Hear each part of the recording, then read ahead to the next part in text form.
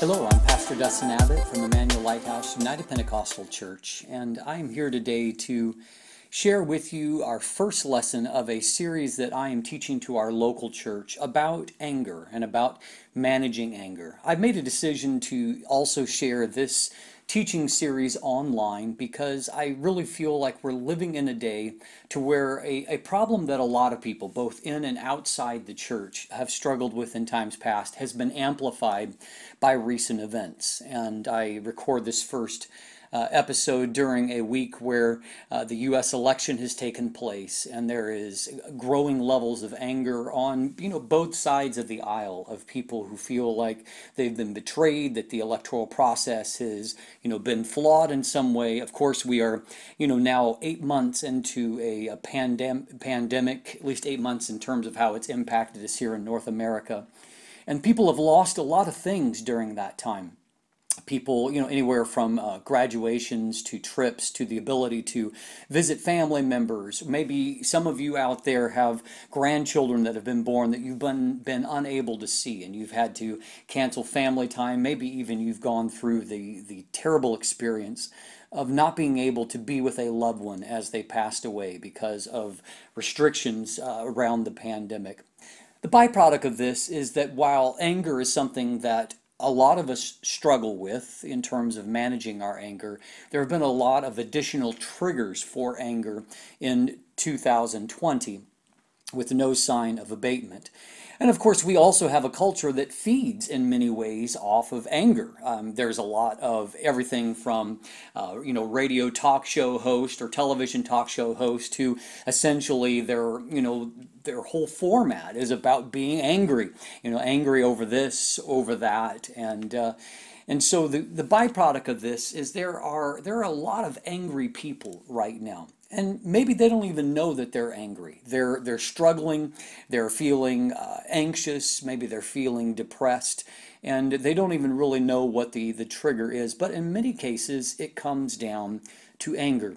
Now, Christians are often very confused about anger. And because of often they examine their own behavior in times that they have been angry, and they look at the actions that they have committed, the words that they have said, the thoughts that have gone through their head during episodes of anger, and they have concluded that anger itself is the problem, that being angry is sinful. And so as a byproduct of that, Christians, I think probably even more so than the general population, have a hard time acknowledging if or when they are angry. We have this kind of bias to where we're trying to avoid sin. And if we conclude that anger is sin, then our natural approach is to try to deflect, and in a situation where we are angry, to essentially label it anything but that. So maybe your spouse asks you, are you upset about something? And even though you're angry, you'll say, oh no. Or they ask, are you mad at me? No, I'm not mad. Maybe I'm disappointed, or I'm frustrated, and we'll use some other kind of euphemism, but we won't really acknowledge that we're angry. No, I'm not angry. We will say in an angry fashion. So our study of anger management begins with this first lesson where we define what anger is and what it is not. And also to examine the origins of anger and what the true purpose of anger is, because believe it or not, anger does have a God-given purpose that we will explore as a part of this series. In our second lesson, we're actually even going to look at how and when anger does good, and that might be a surprise to you. Also, a biblical Christian perspective on anger is not necessarily anger suppression. There are a variety of Eastern-based religions, Buddhism, for example, that really targets trying to divorce oneself from emotion, to empty oneself of feeling emotion, and achieving some kind of nirvana through essentially an emptying of oneself. But that's not what the Bible teaches. The Bible teaches us that God designed us in His image as holistic beings, and that our emotional responses is a core part of who we are. And so biblical anger management is not really anger suppression, but rather it is about understanding the purpose of anger, channeling anger in an appropriate way, and not being sinful in the way that we process it. And we'll refer to it in a few moments from the book of Ephesians chapter 4. But the Apostle Paul writes, "Be angry and sin not." And so the anger itself is not the problem, as we're going to see. It is what we do with that anger, how we abuse that anger, or it is the stunted emotional development that many of us often face due to life circumstance, to where our anger has become twisted and contorted. So in other words, we get angry about the wrong things. And so I think that a lot of what we're going to conclude is based on that. Now, I do want to say before I jump into this that I will be using this excellent book by Dr. Gary Chapman as our primary frame of reference. This also comes from my experiences in over 23 years of pastoral ministry, but I am relying heavily on Dr. Chapman's book, and so I encourage you that if you want to explore this more deeply, that you take a look at that book and pick one up for yourself. We'll be including a quote as a part of this, and I think that this quote from Aristotle is actually a fantastic framework for our first lesson. He said that anyone can become angry. That is easy.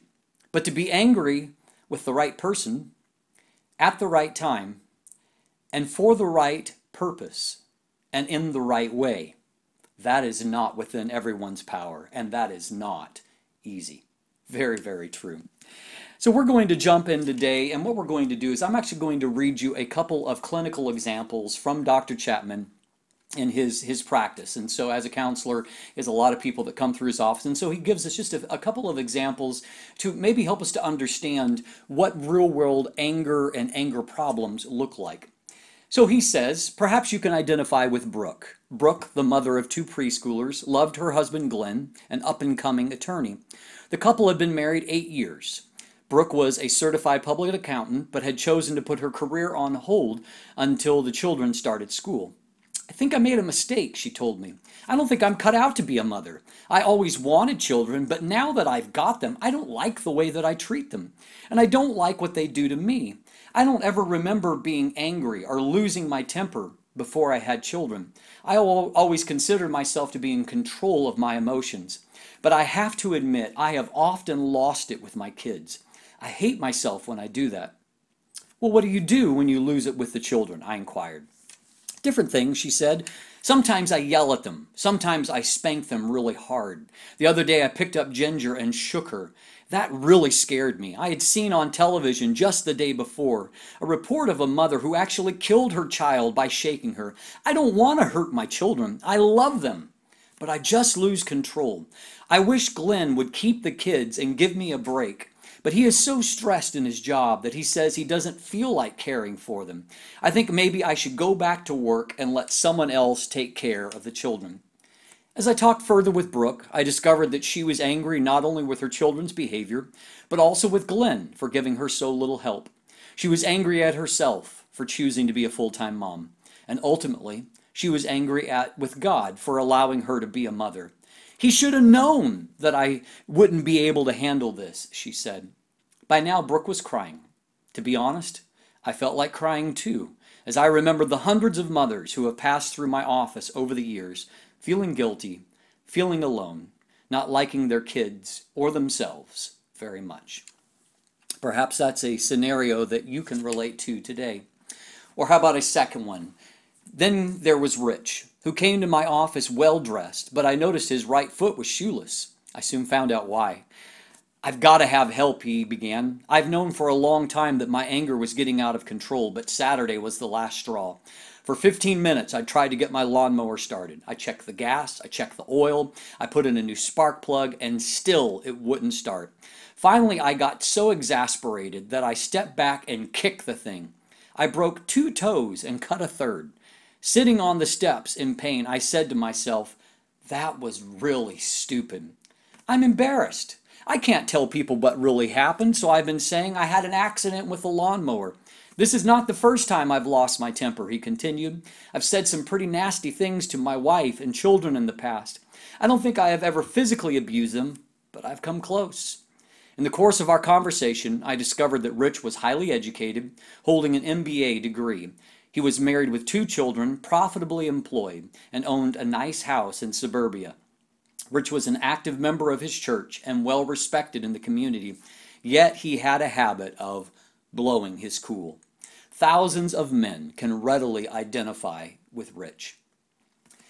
So again, an example that maybe some of it might resonate with you. There are a lot of angry people in the world right now, and perhaps there are some angry people that are watching this video right now. We all know what it is to experience anger, but we probably know little about what anger actually is, because anger, like many emotions, is something that we experience, but is often hard to articulate. It's hard to put it into words, and because the very nature of emotions, that they come and go and they are hard to articulate, it means that it is much harder to kind of get to the bottom of why it is that we're angry and why it is that how we can fix essentially the anger that we experience. So what is anger?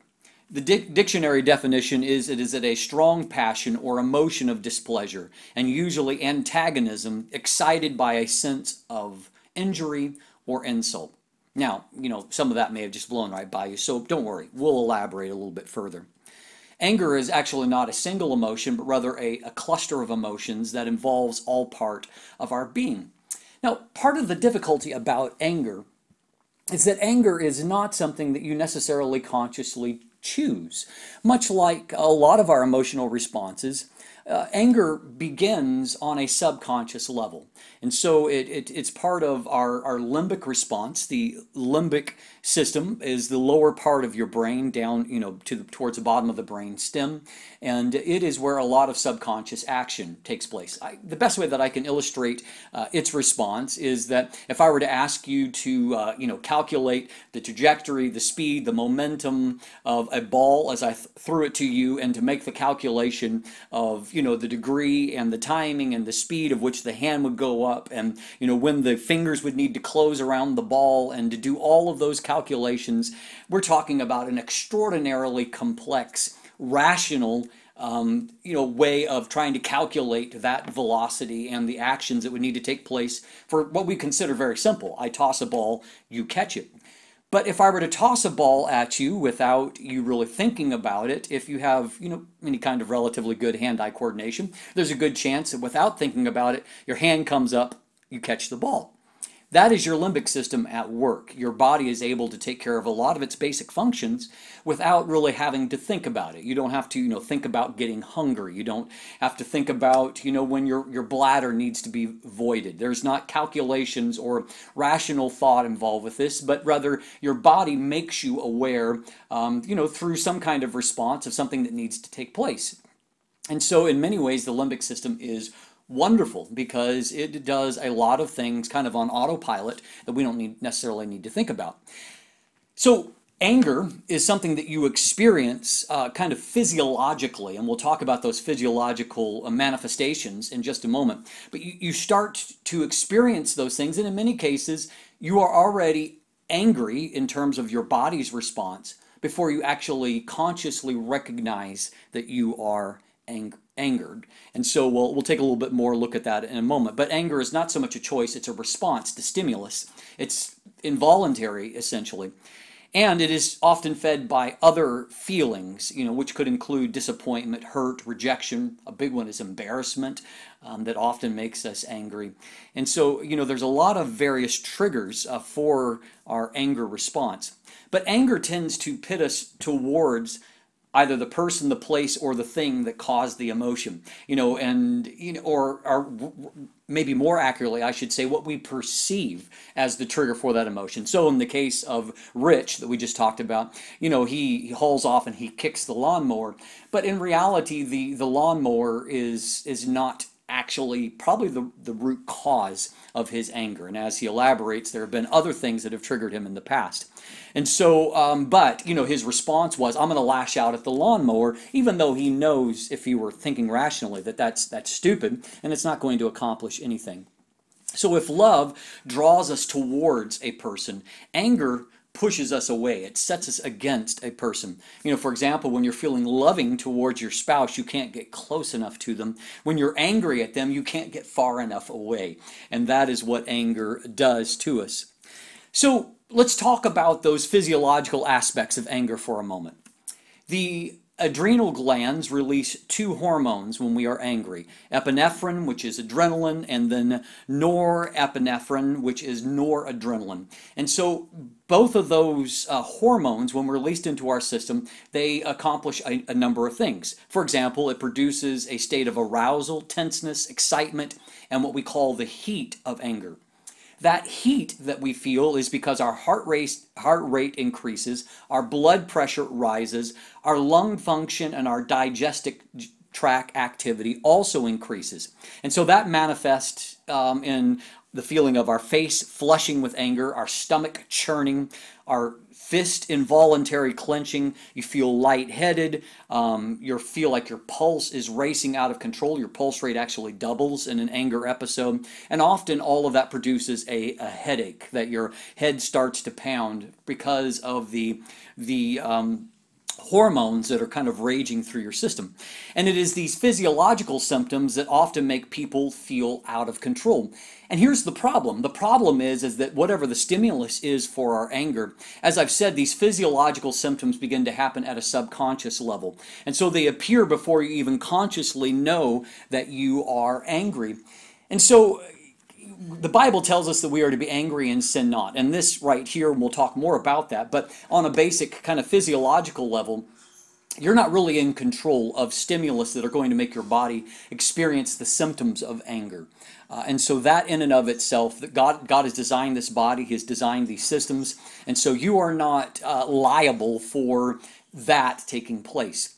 But what happens is that while this starts in the limbic system, the unconscious part of your brain, there has to come a moment that when you become aware that you are angry, that your prefrontal cortex, where your higher reasoning takes place, that has to kick into gear at that point, and you have to make conscious, rational decisions about why you're angry, who you're angry or what you're angry at, and what you are going to do about that anger. And the problem for a lot of people is that they start to feel out of control because of the physiological symptoms, and thus by the time that their rational part of their brain should start to kick in, it never actually does, and they just kind of rage out of control. And so we have a lot of euphemisms about being overwhelmed by anger. Blowing your top, going ballistic, fed up, going postal, livid, seeing red, fighting mad. And all of these euphemisms are easier to say or to acknowledge than to admit we have uncontrolled anger. And so it's much easier for us to say, I'm just fed up, rather than to say, I'm angry. So, as I've said, we can't really control our bodily reactions, but we can control our mental and physical responses to anger. And that, of course, is going to be a key component to talking about anger management. So why do we experience anger? I mean, a lot of us can look at things that we have done in the heat of anger, and we could say, I just wish I didn't get angry, because it does cause me to be out of control. And I say things that I regret during that time. So I just wish that I didn't get angry. But actually, human capacity for anger is rooted in the nature of God. And so it is God that gifted us with anger. And you say, wait, a gift? That doesn't sound like much of a gift. Just wait. And we'll get to why it is actually a gift. But anger comes from God, and God does experience anger. Now, let me preface that by saying anger occurs because of two primary attributes of God's character. God is holy, number one. 1 Peter 1:16 says, "But as he who has called you is holy, you also be holy in all of your conduct, because it is written, 'Be holy, for I am holy.'" And so holiness is the intrinsic aspect of God's character. His holiness directs everything else about him. But also we read that God is love. Love is also a fundamental aspect of God's character. 1 John 4:8 says, "He who does not love does not know God, for God is love." So I want to clarify on these two intrinsic aspects of God's character. God is holy all the time.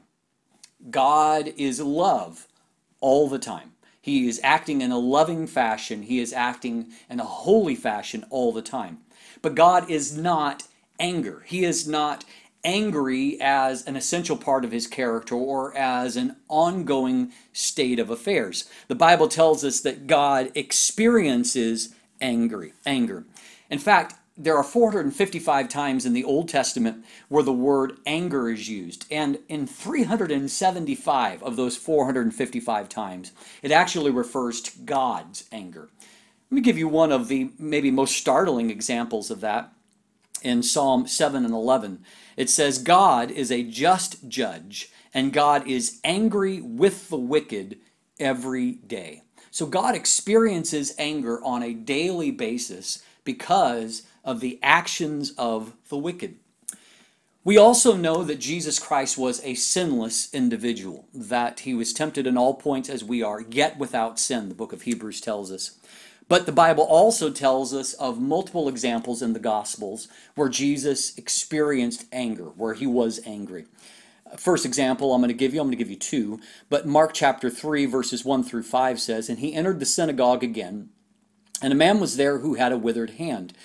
So they watched him closely, whether he would heal him on the Sabbath, so that they might accuse him.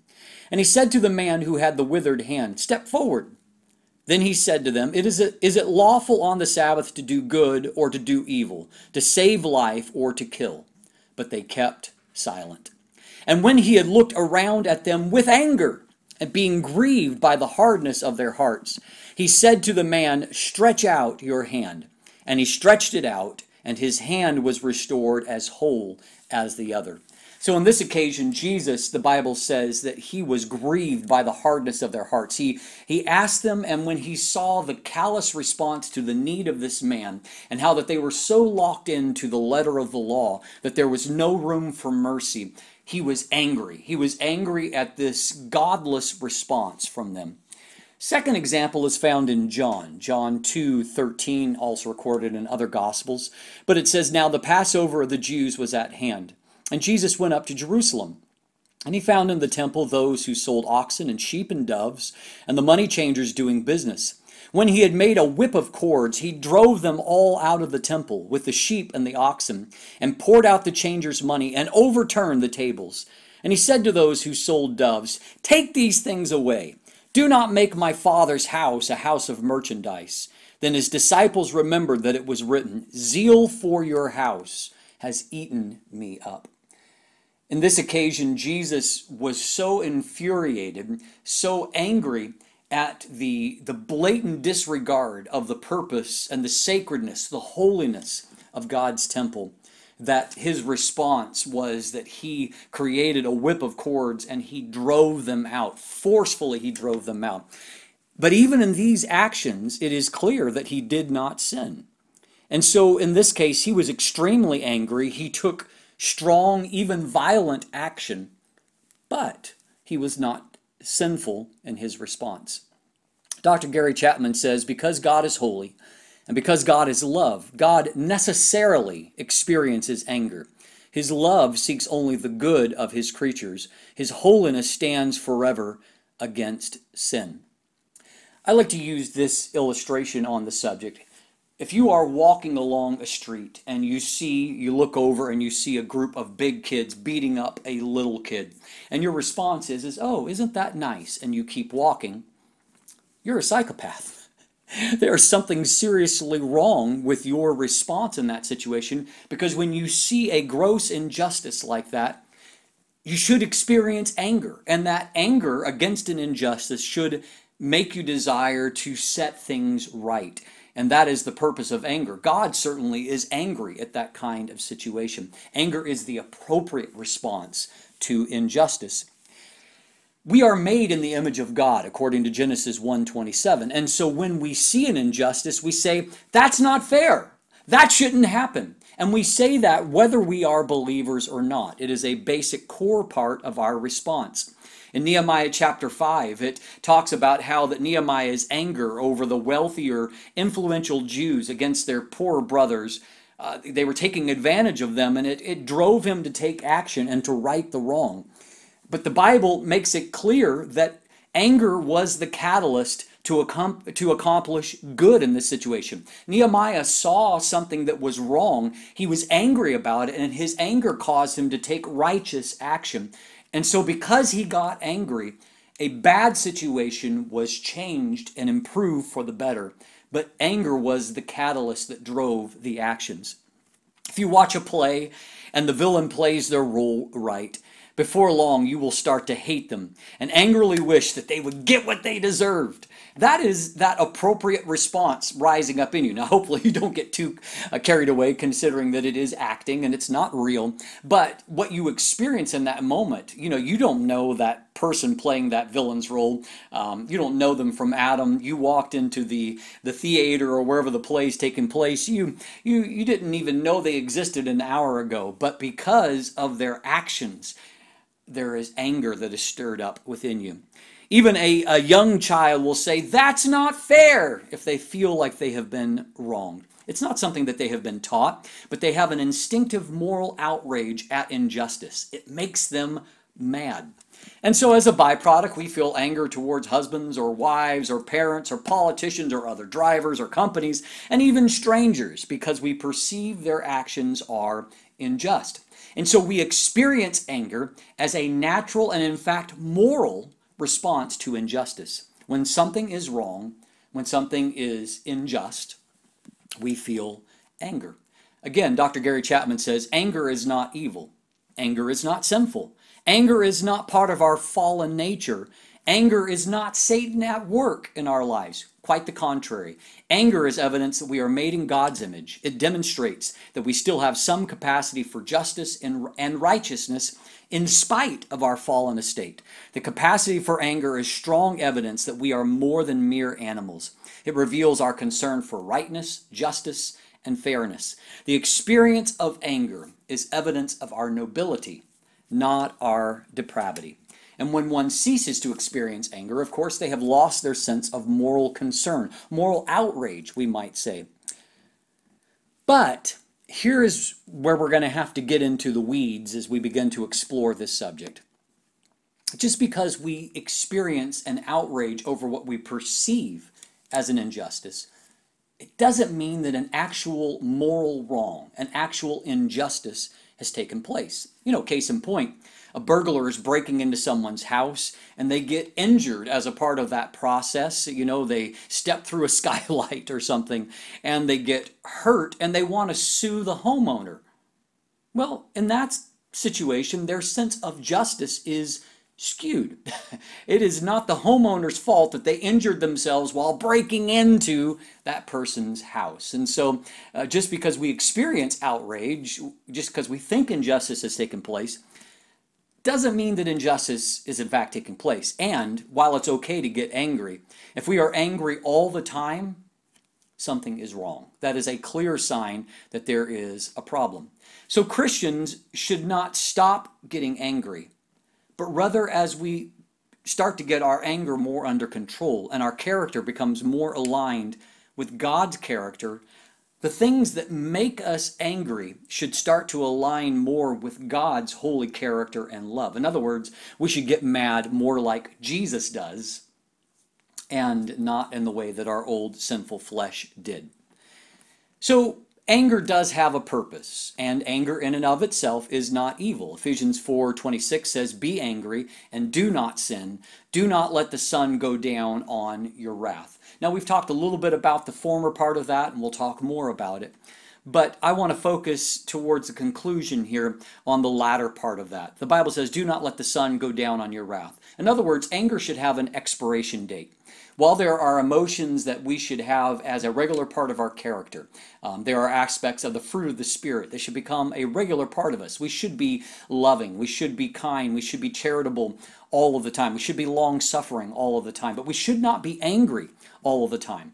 Anger is designed by God to not linger, but rather to occur, to motivate proper action, to be resolved, and then to dissipate. Jesus did not live in a state of perpetual anger because of what he saw in the temple, but rather what he saw there motivated his actions. He performed the right actions, the right response to that anger, and then he ceased to be angry. The problem for us is that anger is easily corrupted, it can range out of control, and our anger triggers can become distorted. And so also our cognitive thinking, our cognitive processes can be flawed, can be producing corrupt or immature thinking. And so this means that we often get angry at the wrong things or at the wrong people. And of course, then our actions and our words when we are angry are out of control and cause destruction. Rather than that anger being a force for good, it becomes a force for destruction. And so this course is going to examine the ways that our anger can be destructive and misdirected and how to fix the root causes of that anger. But this is your most important takeaway from our first lesson. One of the keys to managing anger is to first recognize that anger itself is not the problem. It is not a sin. And thus we can be honest about being angry. You can't be honest about what's making you angry until you can first admit that you are angry. And so it is really important mentally to embrace the fact that anger itself is not a sin, that God gets angry every day, in fact, that Jesus got angry and yet was not sinful. And so it's okay. It's like Jesus to become angry.